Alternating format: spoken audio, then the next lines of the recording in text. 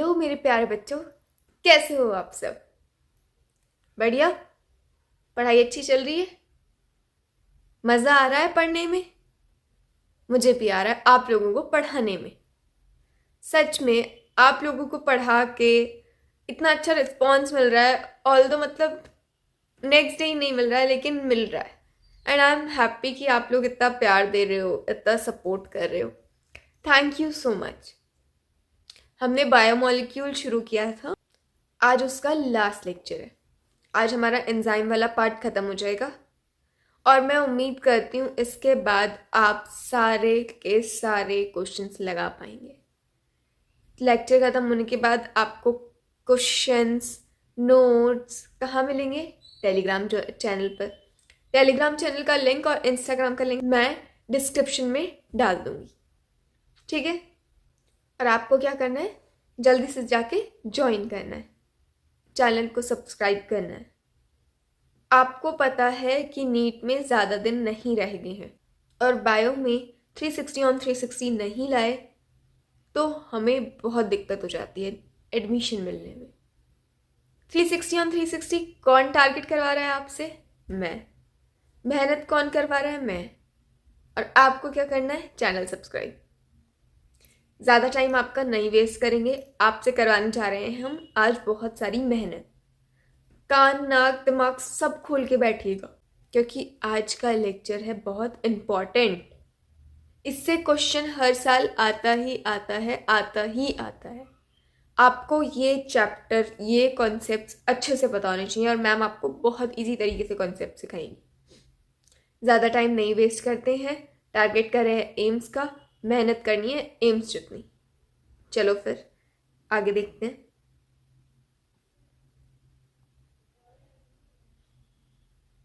Enzymes क्या है ये? एंजाइम्स। पहली बात तो एंजाइम्स होते क्या हैं? पहली बात क्या, एंजाइम्स होते क्या हैं?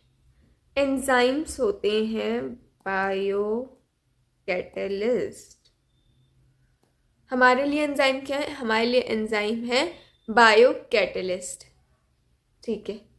बायो कैटलिस्ट मतलब जो रेट ऑफ रिएक्शन होगा उसे इंक्रीज करेगा या डिक्रीज करेगा। जितना भी आपका रेट ऑफ रिएक्शन होगा बायो कैटलिस्ट उसे इंक्रीज करेगा। क्या करेगा? रेट ऑफ रिएक्शन को इंक्रीज। समझ आया? रेट ऑफ रिएक्शन को इंक्रीज करा, ठीक है। एंजाइम हमेशा प्रोटीन होते हैं क्या? Enzyme always protein. क्या ये चीज सही है? नहीं, हमेशा जो एंजाइम होते हैं वो प्रोटीन नहीं होते हैं। मोस्ट ऑफ द टाइम क्या होते हैं? ये प्रोटीन। कभी आरएनए भी एक्ट कर जाता है एंजाइम की तरह। RNA also act as enzyme. RNA also act as enzyme. कौन सा enzyme? Ribo enzyme. Ribo enzyme, ठीक है। ये जो एंजाइम टर्म थी, एंजाइम टर्म ने किसने दी है आपकी? ये आपकी दी है क्यूने ने। किसने? क्यूने ने, ठीक है। देखते हैं अब। Almost all enzymes are protein. Almost all, इसने ये नहीं बोला ऑल एंजाइम्स आर प्रोटीन, इसने बोला almost all enzymes are proteins. There are some nucleic acid that behave like enzyme. RNA जो एक्ट करता है राइबो एंजाइम की तरह, these are called ribozyme. अब यह तो हमने बताया। One can depict an enzyme by a line diagram. An enzyme, like any protein, has primary structure, that is amino acid sequence of the protein. An enzyme, like any protein, has secondary and tertiary structure. You will notice that the backbone of the protein chain folds upon itself. The chain crisscross itself and hence many creases and pockets are made. One such pocket is called active site. An active site of an enzyme is the crevice or pocket into which the substrate fits. Thus, enzyme through their active site catalyze reaction at a higher rate. Enzyme catalysts differ from inorganic catalysts in a way, but the major difference need mention. Inorganic catalysts work efficiently at higher temperature and higher pressure, while enzymes get damaged at high temperature, say above 40 degrees Celsius. However, enzymes isolate from organisms who normally live under extremely high temperature, hot wind, sulfur, spring, etc. stable and retain their catalytic power even at high temperature, up to 80 to 90 degree. Thermal stability is thus important quality of such enzyme isolated from thermophilic organism. ये क्या बोला है? शुरू का हमने देख लिया है, अब हम देखते हैं इसने ये सब क्या बोल दिया है। पहली बात तो हम एंजाइम के करते हैं फीचर्स के बाद। एंजाइम के क्या क्या फीचर्स हैं? पहला, ये बहुत ही स्पेसिफिक नेचर का होता है। स्पेसिफिक नेचर का, जैसे अगर आपने स्टार्च खाया है तो जो स्टार्च को तोड़ने का काम होगा जो एंजाइम करेगा वही जाएगा, प्रोटीन को तोड़ने वाला एंजाइम नहीं जाएगा। ऐसी एंजाइम है, एंजाइम जिस चीज़ का होगा उसी का ही सबस्ट्रेट जाएगा उससे बाइंड करने। ये बहुत स्पेसिफिक होते हैं, ये किसी को भी ऐसे जगह नहीं देते हैं। जिसका एंजाइम वही सबस्ट्रेट, बाइंडिंग बहुत ही स्पेसिफिक होती है। दूसरी चीज़, ये टेम्परेचर डिपेंडेंट होते हैं। कैसे होते हैं ये? Temperature dependent. टेम्परेचर डिपेंडेंट मतलब कि ये कैसे हैं? थर्मोलबाइल। कैसे हैं? थर्मोलबाइल। टेम्परेचर डिपेंडेंट का मतलब क्या होता है? थर्मोलबाइल, जो कि टेम्परेचर पे डिपेंड करेंगे एग्जिस्टेंस के लिए। ठीक है, इसके बाद हर किसी का कुछ ना कुछ एक्सेप्शन होता है, लेकिन एक्सेप्शन यहाँ पे क्या है? एक्सेप्शन है आपका टैग पॉलीमरेज। क्या है? Tag polymerase. Tag polymerase temperature dependent नहीं होता, ये होता है टेम्परेचर इंडिपेंडेंट। टेम्परेचर इंडिपेंडेंट मतलब ये थर्मो स्टेबल। थर्मली कैसे होंगे? ये स्टेबल होंगे, थर्मो स्टेबल होंगे। ठीक है, इनको क्या चाहिए? Needs a cofactor. क्या? इन्हें एक कोफैक्टर की जरूरत होती है, मतलब ये सारा काम खुद नहीं करते हैं, कोफैक्टर से भी कुछ काम लेते हैं। क्या चाहिए इनको? कोफैक्टर चाहिए। उसके बाद हमने ये देख ली इनके फीचर्स। अब हम देखते हैं स्ट्रक्चर ऑफ एंजाइम। क्या देखेंगे हम? Structure of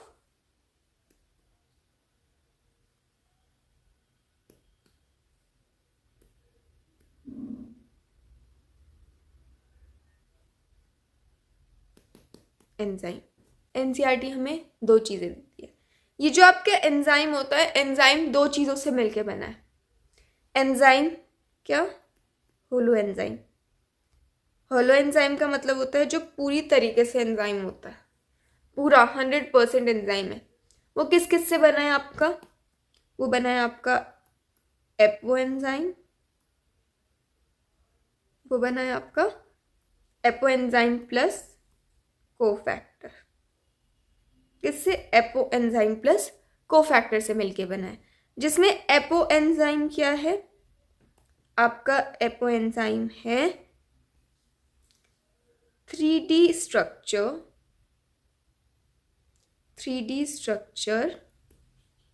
made of protein।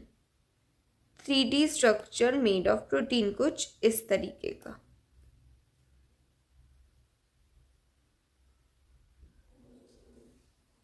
ठीक है, अब इसमें ये देखो, ये जगह, ये जगह, ये जगह, ये क्या है? आपकी एक्टिव साइट्स हैं। क्या है? Active sites. ठीक है, इन एक्टिव साइट्स पर आता है कुछ बाइंड करने के लिए। ये होता है सबस्ट्रेट। क्या होता है ये? सबस्ट्रेट।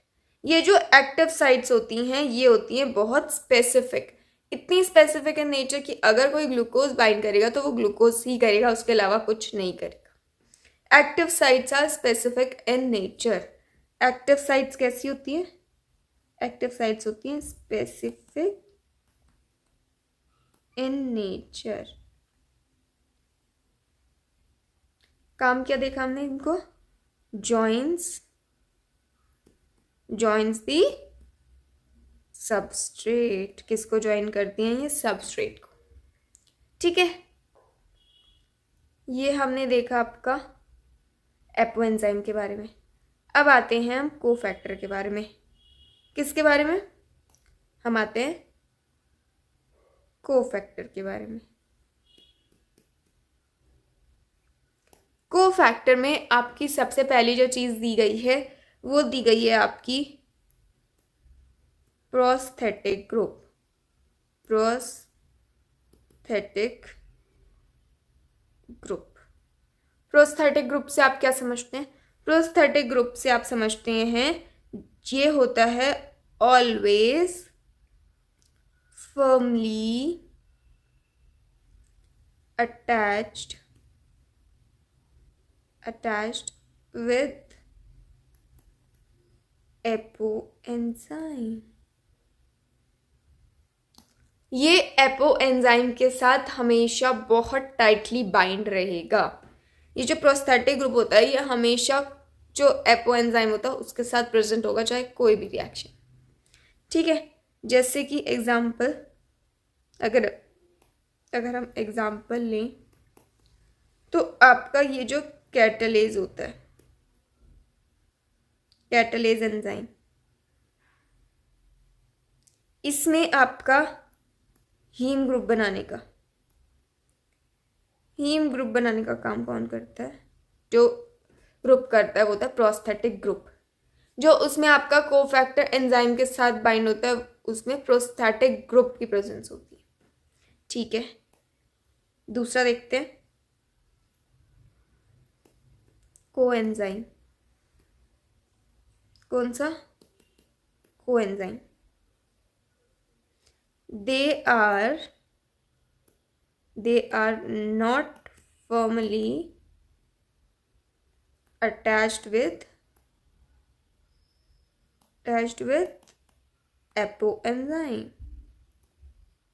एपोएंजाइम। ये एपोएंजाइम के साथ फॉर्मली टाइटली अटैच्ड नहीं होते हैं। तो फिर ये कैसे होते हैं? ये क्यों होते हैं? आपके जो कोएंजाइम होते हैं ये होते हैं आपके NAD+ एंड FAD+। ये एपोएंजाइम के साथ बहुत टाइटली बॉन्ड नहीं करते हैं, ये आपका एक सहायक के रूप में हेल्प करते हैं। मतलब एक ये समझ लो कि उसका बैकबोन है, एक छोटा सा पार्ट है। जैसे को मतलब साथ देना। किसका साथ देना? एंजाइम का। ये एंजाइम का साथ देने के लिए आता है। ठीक है, इसके बाद कुछ प्रेजेंट होते हैं आपके मेटल आयंस। क्या प्रेजेंट होते हैं आपके? मेटल आयंस जो कि नाइट्रोजनेज एंजाइम जो है उसमें कौन सा मेटल आयन चाहिए आपका? मोलिब्डेनम और आयरन नाइट्रोजनेज में। अब आप मुझे बताओ कि रुबिस्को में कौन सा आपका चाहिए मेटल आयन?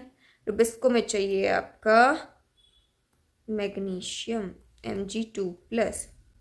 एक और चीज़ है इसमें जो कि है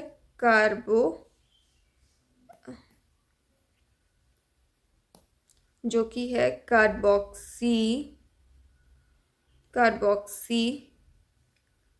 पेप्टिडेज।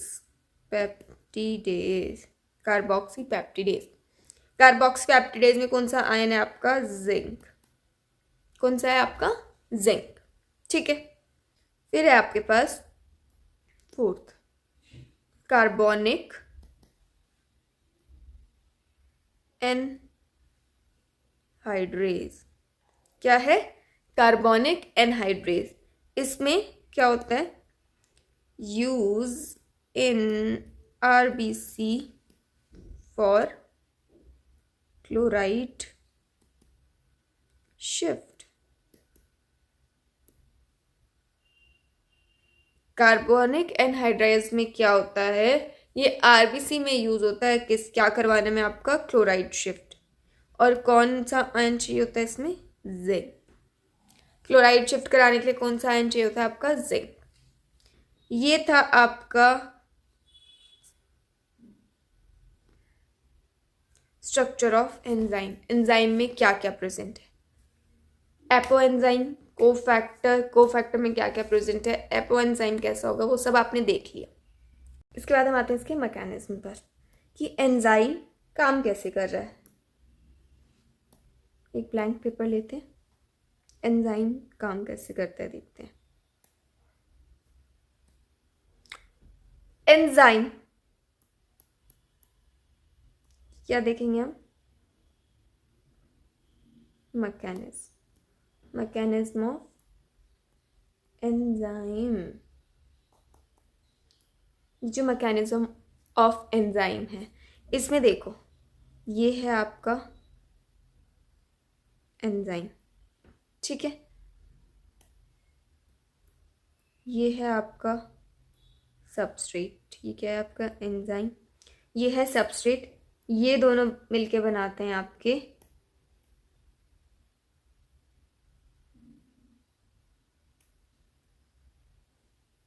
क्या बनाते हैं आपके enzyme substrate complex. Enzyme substrate complex क्या बनाते हैं मिलके, एंजाइम सबस्ट्रेट कॉम्प्लेक्स। अब ये एंजाइम सबस्ट्रेट कॉम्प्लेक्स बना, इसमें अंदर अंदर कुछ रिएक्शंस हुई, तो इसने क्या करा, अंदर बनाना शुरू किया प्रोडक्ट। क्या बनाना शुरू किया, प्रोडक्ट।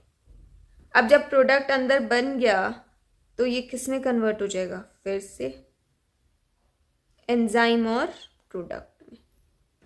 किस में कन्वर्ट हो गया, ये एंजाइम और प्रोडक्ट में। ये प्रोडक्ट यूज हो जाएगा और एंजाइम फिर से खाली हो गया सबस्ट्रेट से बाइंड करने के लिए, ठीक है। इसमें आपकी दो चीजें होती हैं। जब ये रिएक्शन शुरू हुई, तो ये रिएक्शन शुरू ऐसे ही नहीं हो सकती, मतलब फिर तो ये पूरा टाइम चलती रहेगी। जब अपने आप ही ऐसे ही शुरू हो जाती है तो इसका तो कोई मतलब ही नहीं। इसे एक एनर्जी चाहिए होती है जिसे हम कहते हैं एक्टिवेशन एनर्जी, जिसे हम क्या कहते हैं, एक्टिवेशन एनर्जी। एक्टिवेशन एनर्जी क्या होती है, energy required to initiate a reaction, एक रिएक्शन को शुरू कराने के लिए जो एनर्जी चाहिए वो हमें चाहिए एक्टिवेशन एनर्जी। लेकिन हमेशा अगर हम ज़्यादा से ज़्यादा एनर्जी यूज़ करेंगे किसी चीज़ को करने में, तो एक दिन तो हमारी एनर्जी कम हो जाएगी, ख़त्म हो जाएगी। ऐसा ना हो, इसीलिए क्या यूज़ करे जाते हैं आपके एंजाइम्स बायोकैटलिस्ट का काम करते हैं। बायोकैटलिस्ट का जिस भी जगह ये जुड़ जाते हैं, ये क्या करते हैं, रेट ऑफ रिएक्शन इंक्रीज। लेकिन आपका जो आपकी जो एक्टिवेशन एनर्जी का काम था वो कर देंगे कम, लोअर्स एक्टिवेशन एनर्जी। क्या कम करते हैं, ये एक्टिवेशन एनर्जी को कम करते हैं। इसके बाद आपके पास आती है पोटेंशियल एनर्जी। क्या आती है, पोटेंशियल एनर्जी। ये डिपेंड होती है कि कौन सी रिएक्शन है, कैसी रिएक्शन है, उस हिसाब से हम पोटेंशियल एनर्जी निकालते हैं। उस रिएक्शन की पोटेंशियल कोई भी प्रोडक्ट फॉर्म करने के लिए, वो रिएक्शन कैसे चल रही है, क्या उसमें प्रोडक्ट बन रहा है, उसमें कौन सी एनर्जी है, पोटेंशियल एनर्जी, ठीक है। एक चीज़ देखो, फिर आपके पास एनसीईआरटी में एक डायग्राम है, उसे देख लेते हैं। ये आपकी पोटेंशियल एनर्जी, ये है आपकी प्रोग्रेशन ऑफ रिएक्शन। ठीक है,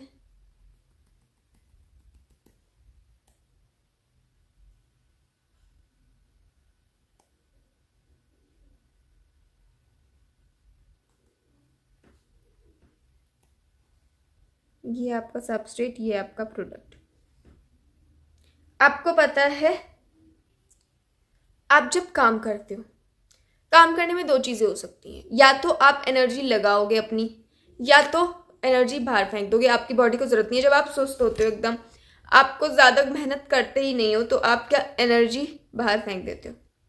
जो मेहनत करता है, जो मेहनत से काम करता है, उसकी एनर्जी लगती है। तो जब आपकी एनर्जी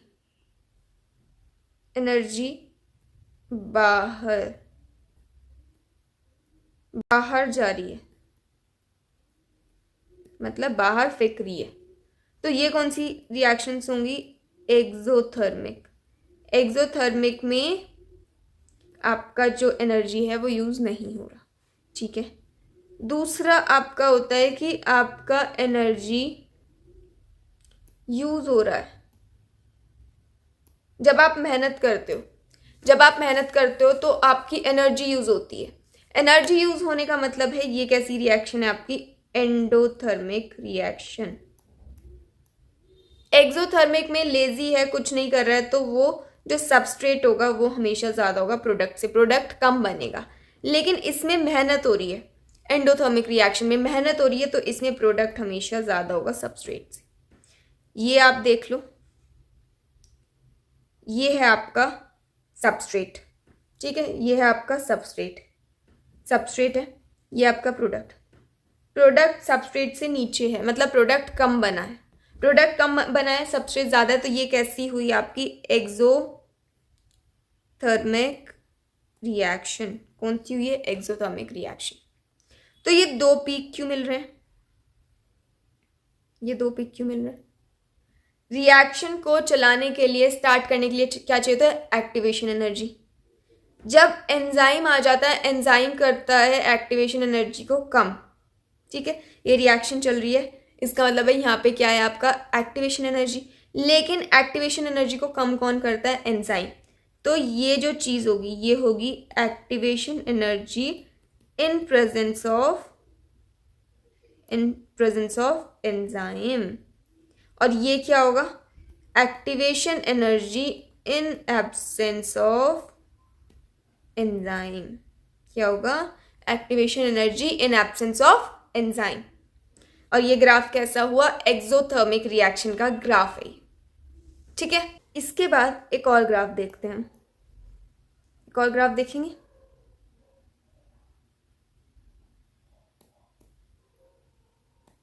चलो, फिर से यहाँ पे पोटेंशियल एनर्जी और यहाँ है progression of reaction.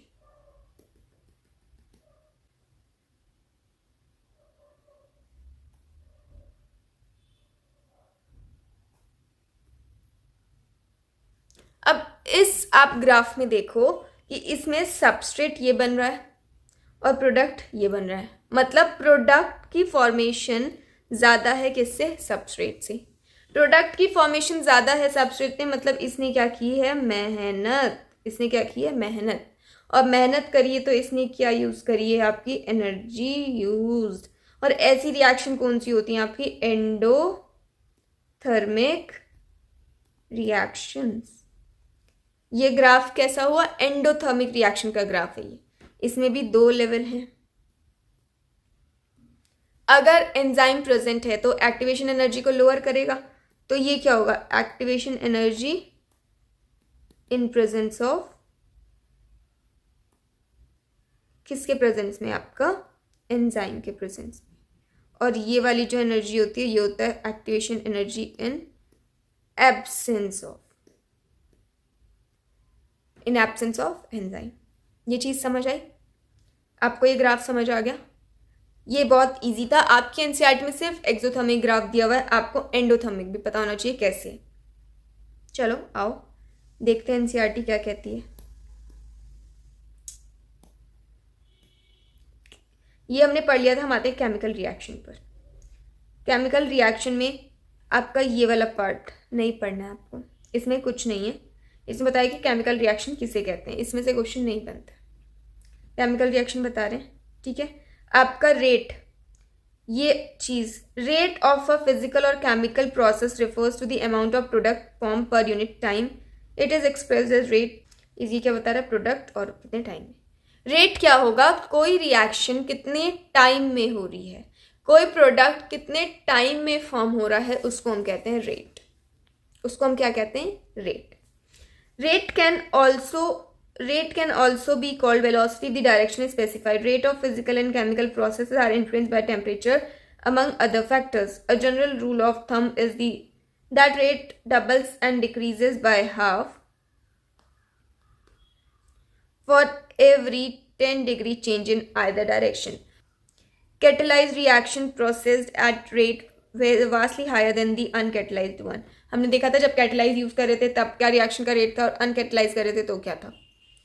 When enzyme catalyzed reaction are observed, the rate would vastly higher than same but uncatalyzed reaction. For example, जब हमने इसमें कार्बन डाइऑक्साइड और वाटर में हमने क्या मिला, एंजाइम कार्बोनिक एनहाइड्रेस, तो क्या बना, H2CO3 carbonic acid. In absence of any enzyme, this reaction is very slow with 200 molecules of H2CO3 being formed in an hour. However, by using the enzyme present within the cytoplasm called carbonic anhydrase, the reaction speed diametrically with 6 lakh molecules being formed every second. The enzyme has accelerated reaction rate by 10 million times. The power of enzyme is incredible indeed. There are thousands of types of enzyme, each of catalyzing a unique chemical reaction or metabolic reaction. A multi-step chemical reaction, each in the step catalyzed by the same enzyme complex or different enzyme, is called metabolic pathway. ये इसमें आपके पास कुछ भी learning करने जैसा नहीं है, इसमें कुछ भी लर्निंग जैसा नहीं है। अगला is actually a metabolic pathway in which glucose become pyruvic acid through the different enzyme catalyzed metabolic reaction. When you study respiration in chapter 14, हम पढ़ लेंगे बाद में। In skeletal muscle undergoing anaerobic condition, lactic acid is formed. Under normal aerobic condition, pyruvic acid is formed. In yeast, during fermentation, the same pathway lead to the production of ethanol, alcohol. Hence, in different condition, products are possible. ये क्या कहना चाह रहा है कि condition के हिसाब से आपके प्रोडक्ट बनते हैं। जब आपकी एनारोबिक कंडीशन होती है तो आपका लैक्टिक एसिड फॉर्म होता है। जब आपकी एरोबिक कंडीशन प्रेजेंट होती है स्केलेटल मसल में तो आपका कैसा, पायरुविक एसिड फॉर्म होता है। वही सेम पाथवे यीस्ट में क्या बनाता है, फर्मेंटेशन के टाइम पे इथेनॉल। तो कंडीशन अलग अलग थी तो आपके प्रोडक्ट भी क्या हुए, अलग अलग बने। आगे देखो, to how enzyme bring about such high rates of chemical conversion. To understand this, we should study enzyme a little more. We have already understood the idea of an active site. The chemical or metabolic conversion refers to reaction. The chemical which is converted is called substrate. Hence, enzyme, that is protein with three-dimensional structure, including an active site, converts substrate into product. Symbolically, substrate into product. ये substrate है, ये product है. The substrate has to diffuse towards the active site. Thus, there is an obligatory formation of ES complex. क्या बनाया था हमने, enzyme substrate complex. E stand for enzyme. This complex formation is a transient phenomena. During the state where substrate is bound to the enzyme active site, a new structure of the substrate called transition state structure is formed. Very soon after the expected bond breaking making is completed, the product is released from the active site. In other words, the structure of substrate gets transformed into the structure of product. The pathway of this transformation must go through the so-called transition state structure. There could be many more altered structural state between the stable structure and the product. ये सारा आपका जो अभी हमने पढ़ा था ना, ये एंजाइम सबस्ट्रेट कॉम्प्लेक्स बस उसी को बता रहा है। और ये बता रहा है P अगर लोअर है सबसे ज़्यादा तो रिएक्शन एक्सोथर्मिक होगी, जो अभी हमने पढ़ा। अगर S has to go higher to transition state तो ये क्या एक्टिवेशन एनर्जी यूज होगी, तो वो क्या होगा आपका एंडोथर्मिक। ये चीज समझ आ गई। Nature of enzyme, each enzyme E has a substrate S binding in its molecule so that highly reactive enzyme substrate complex is formed. This complex is short-lived and dissociate into product and the unchained enzyme with intermediate formation of the enzyme product complex. Enzyme substrate complex, enzyme product complex, enzyme product. ये तो हमें पता ही है. ये क्या है आपका? The first the substrate bind to the active site of the enzyme. Fitting into active site, the binding of the substrate induce enzyme to alter its shape, fitting more tightly around the substrate. The active site of enzyme, now in close proximity of the substrate, breaks the chemical bond of the substrate and new enzyme product complex is formed. The enzyme releases the product of the reaction and the free enzyme is ready to bind to another molecule of substrate and run through the catalytic cycle once again. ये आपको बहुत easily मैंने वो एक structure में समझा दिया है. ये कुछ नहीं है. अगर आपको वो स्ट्रक्चर समझ आया, दैट्स इट. ठीक है. आपके पास क्या बचता है? Factors affecting enzymatic activity. ये आपका कुछ 15 मिनट का टॉपिक रह गया है. आज के लिए हम इतना ही करेंगे. आपका सिर्फ एक फैक्टर बचा है, वो मैं कभी भी एक वीडियो बना के डाल दूंगी. कभी एक वीडियो आपकी अपलोड कर दूंगी. आप ये चैप्टर अच्छे से कर लेंगे. आपका ज़्यादा लंबा नहीं बचा. आपका 10 से 15 मिनट, मैक्स टू मैक्स 15 मिनट्स का चैप्टर बचा है. इसके बाद मैं समझती हूँ आपको बायोमोलिक्यूल्स बहुत ज़्यादा अच्छे से समझ आ गया होगा, क्योंकि एक एक चीज़, बायोमोलिक्यूल्स की एक एक चीज़ कोई नहीं कराता है. मैंने आपको एक एक चीज़ कराई है. इसके अलावा क्वेश्चन बाहर से नहीं बनेगा. वीडियो में यहाँ तक बने रहने के लिए आपका बहुत बहुत थैंक यू. प्लीज़ चैनल को सपोर्ट करें, शेयर करें अपने नियर एंड डियर वंस के साथ, जिन्हें आप चाहते हैं कि आप उन्हें हेल्प कर सकें. प्लीज़ शेयर करें. आपका एक शेयर मेरे लिए बहुत मायने रखता है. ये नया चैनल है, मैं आपके लिए बहुत नई हूँ, लेकिन आपको मतलब है पढ़ाई से, और आपको मैं एक एक चीज़ करा रही हूँ. अगर एम्स चाहिए है तो 360 on 360 टारगेट करना होता है. मैं आपके लिए 360 on 360 टारगेट करा रही हूँ. प्लीज़ चैनल को सब्सक्राइब करो. इंस्टाग्राम और टेलीग्राम पर ज्वाइन हो जाइए. बहुत जल्दी बहुत ही कुछ अच्छा आने वाला है. डिस्क्रिप्शन में लिंक दे दूंगी, और बायोमोलिक्यूल्स की मैं प्लेलिस्ट तैयार कर दूंगी. उसका लिंक मैं आपको डिस्क्रिप्शन में दे दूंगी. वीडियो को बहुत सारा प्यार देंगे, सपोर्ट करेंगे. ठीक है. लेक्चर समझ आया होगा. प्लीज़ लाइक कीजिएगा, कमेंट कीजिएगा, और कमेंट में मुझे बताइएगा कि आपको जो अगली यूनिट है वो कैसी लगती है. अगली यूनिट हमारी ह्यूमन फिजियोलॉजी है. आपको वो कैसी लगती है ज़रूर बताना, क्योंकि मेरी वो फेवरेट है. और वो स्टार्ट होते ही आपको मज़ा आने लग जाएगा केमिस्ट्री में, मज़ा आने लग जाएगा बायो में, फॉर श्योर. आज के लिए इतना ही. मिलते हैं कल एक नए लेक्चर के साथ. तब तक के लिए थैंक यू सो मच.